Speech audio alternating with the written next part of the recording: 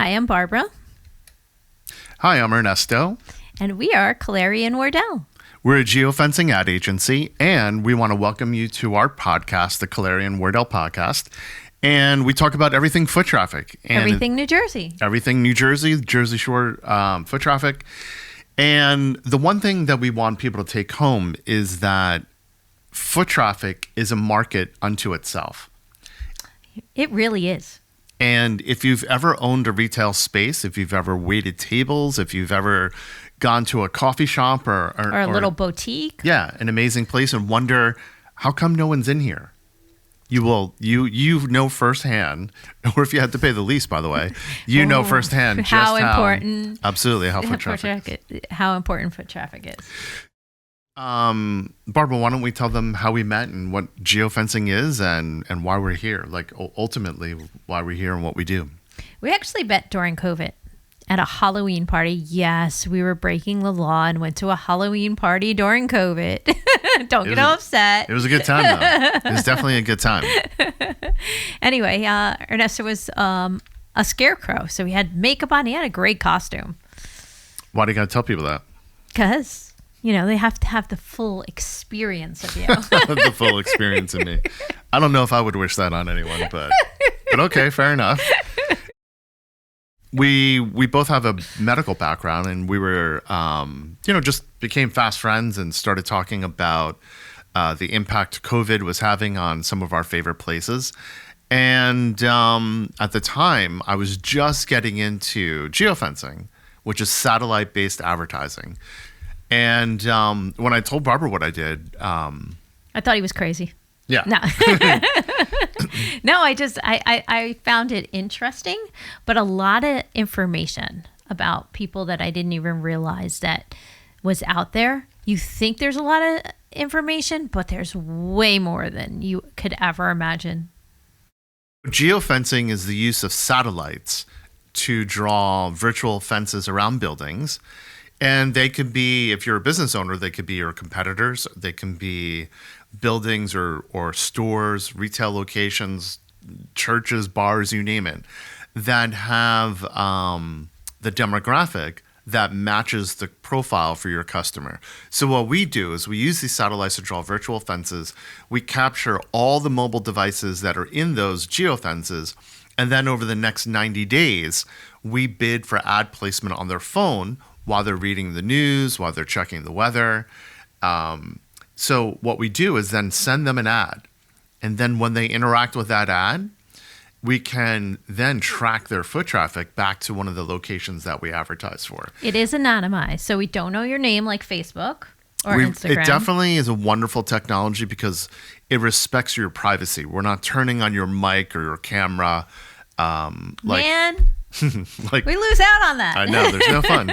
Actually, I could care less what people are talking about. So me too, I don't want to know. After watching all the apps that people use, I really don't want to know anything more than I already know. Oh, I know. There's some apps out there. Yeah. But the most important part is once we capture a device, we can track your device into one of the locations that we've been advertising for. And we direct several thousand visits a month to retail locations across the U.S., Canada, and Australia. So today we want to talk to you about the ripple effects of how store openings and closings affect foot traffic in your local area. And we're going to talk about New Jersey. Yeah.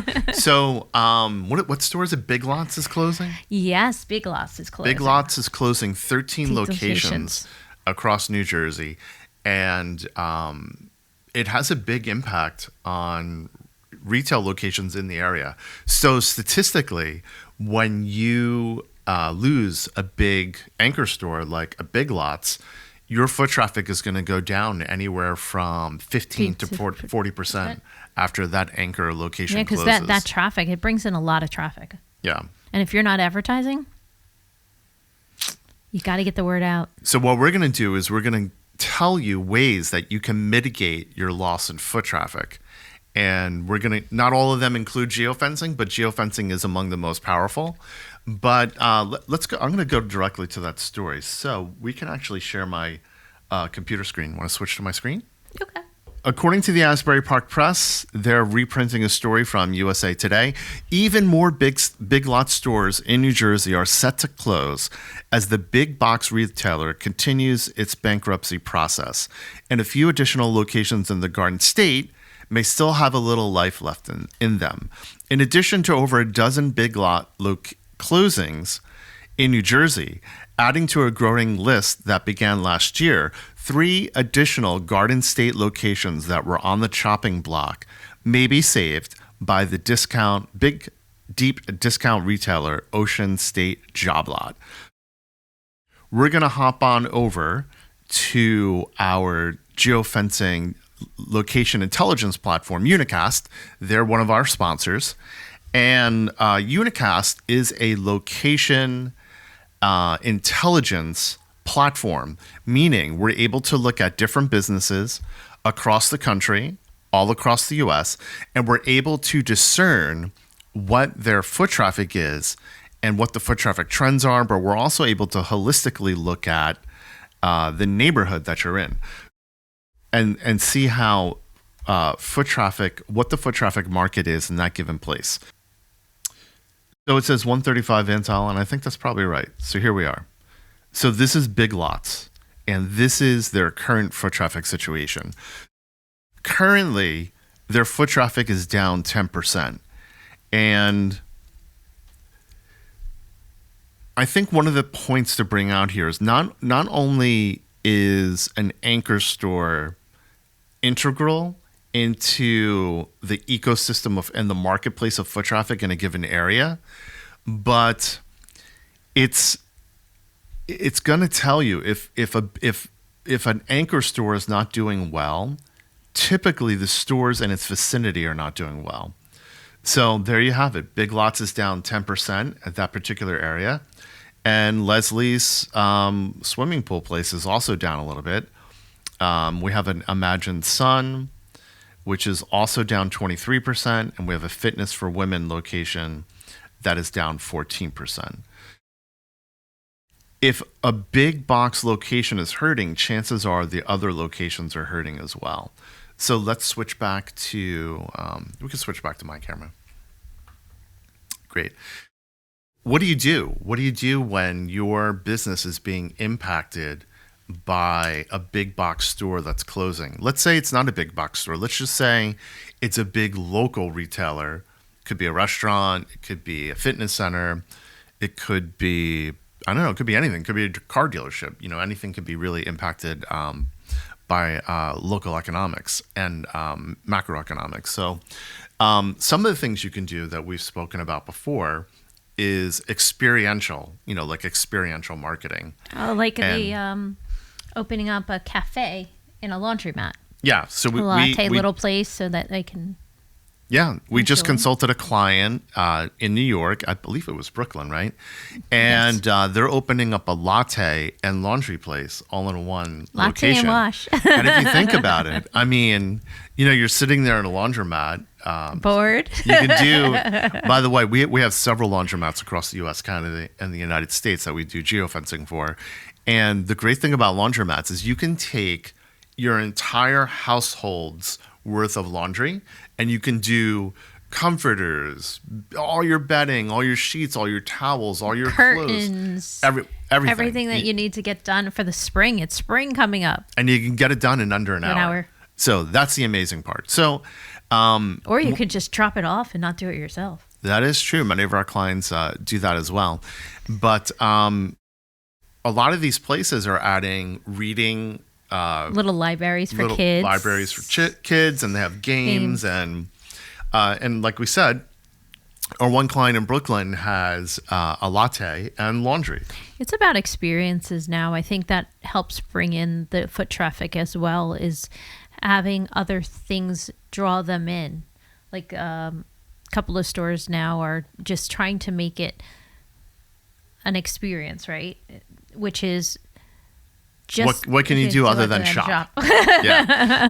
Well, interestingly enough, I read a story recently where Gen Z is now revitalizing the mall.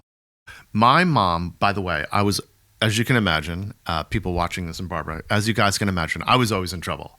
I was on restriction. Really? Your mom said you were an angel. Never gave her an ounce of trouble. Right.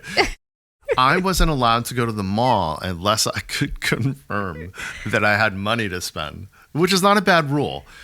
Nowadays, kids are Gen Z is revitalizing the mall by trying on a ton of different clothes and then telling you what their purchase is. And they're doing it all live on TikTok or Instagram stories. Yeah, because you can see the tags on them when they're doing it. That is true. That is true. But bottom line is that Gen Z is actually spending money at malls. So not only are they trying on clothes, but ultimately they are spending money in malls. And there is a resurgence in retail in a lot of shopping malls. That's a mall when I was younger was much of an experience as all of us going together and hanging out and going to the food court and making a whole day of it. Right. And it was a shame seeing that was changing because a lot of malls were starting to close. But I think there's a big move. Yeah. For them to come back and experience that, because I think that's a good way of the kids not getting in trouble. True. Very true. If they're spending money, they're stressing just like the parents are stressing out. The parents are the credit card bills. Yeah, if they were anything like us, though, we had to spend our own money. We weren't spending we our actually parents' had to money. go with cash. Yeah, absolutely. My mom didn't give me a credit card. And that's when I learned about sales tax, and that's when I became a small government person. And you went, "Oh my God, I have to pay the government." Wait, the government gets a piece of the stereo money? No way. Actually, that's what happened. I went to. Where did I go? I went to something like, it was Sears or it was something like that to get my stereo. It was an awesome stereo. I had my Duran Duran albums ready to go. And then Depeche Mode. I was ready to blast these albums. I get to the store and I had exactly $118. And they're like, tax. It was, I don't know, at that time it was like 3 or 4 or 5 or 6% sales tax. And I was like, wait, I have to come back with like another $30. I was like, no, this is awful. So, yeah. You had to work twice as hard. So long story short. And he doesn't like to do labor. Yeah. Long story short, I had to come back with the right amount of money. But Gen Z is helping create a resurgence in retail foot traffic at malls. But what do you do if you need to mitigate the marketplace for your foot traffic in your area? Other than experiential marketing, you can consider things like omnichannel advertising.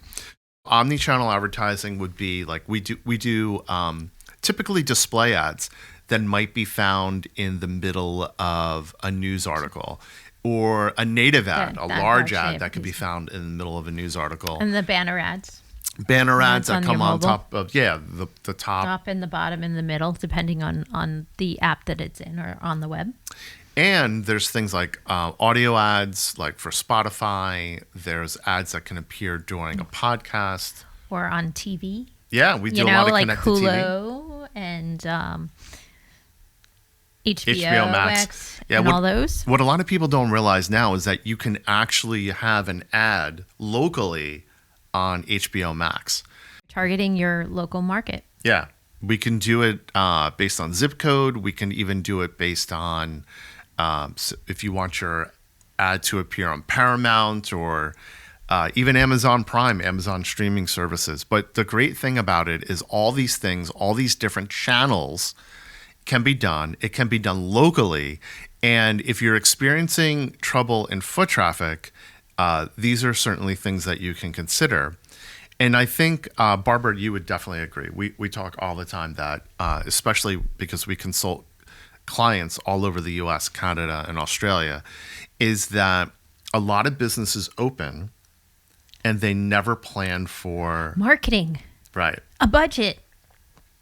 They just think you're going to build it and they'll come. The only problem with it is people are in the process of their daily routine and they just go about their day. They don't even realize when there's a new building or a new office or a new cleaning place or a little cafe that just opened up, because you just go. You're so used to your path, you don't realize what is in that area unless you're actually in the passenger side. Now, that's what happened to me the other day, right? I was actually not driving because I'm always driving, and I was sitting in the passenger side, and I was like, oh, wow, look at, they just opened up this store. I had no idea. And it's been there for about a year and a half. And I thought it was new. What about today? We were, I crashed my car, so Barbara had to come pick me up to come to the podcast studio. And today she's like, hey, what is that meat place? Like I was down the street from your house. Because I was literally at a light, and I was just sitting there looking around, and diagonal. I think she's trying to say diagonally. It sounds like Godzilla. Godzilla, there you go. At the light, it was diagonally across, and I saw, what is that meat place? And Ernesto goes, what meat place? And I go, that meat place over there. And he goes, I think I went there once a long time ago, but I forgot about it. To be honest with you, I think that place has been there for like over 20 years. So there you have it. So what do you do when people become desensitized to your location? One, and what do you do when you're experiencing a deficit in foot traffic? The answer to that would be what we do, geofencing.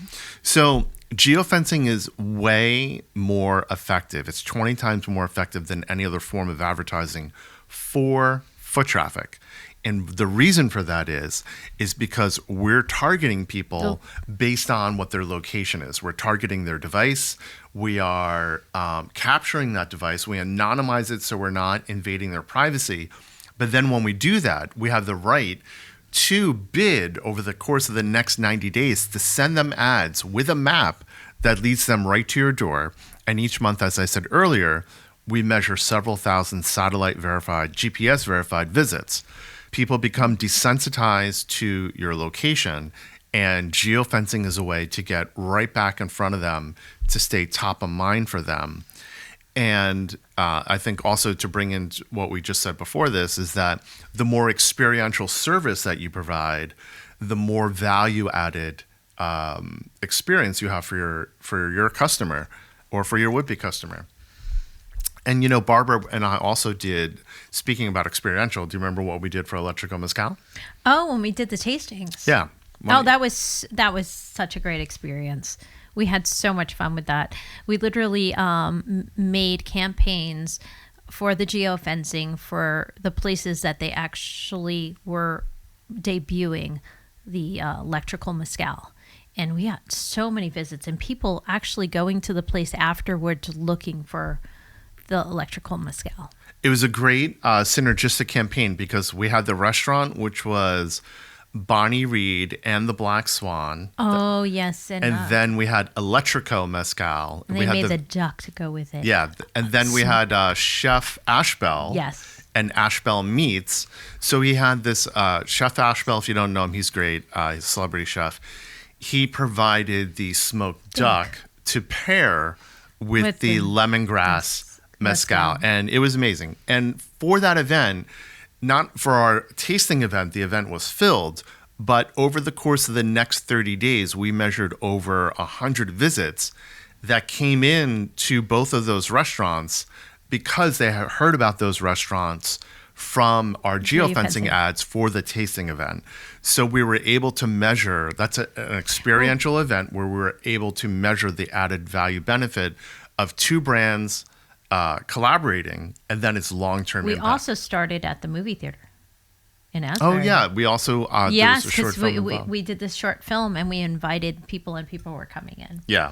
But then, and then we walked down to the restaurant and had it there. All of this is using the data intelligence, things like our partner Unacast, where we're able to look at locations, we're able to qualify those locations to see like what is the demographic there, what kind of customer comes to these restaurants, in this case that we were targeting, doesn't match the demographic of the alcohol or the spirit that we were doing a promotion for, and does again, this goes back to the point was, in this case, Electrico did budget for advertising. They did. And just because they have a great product and a great offering does not mean that people will come to your event.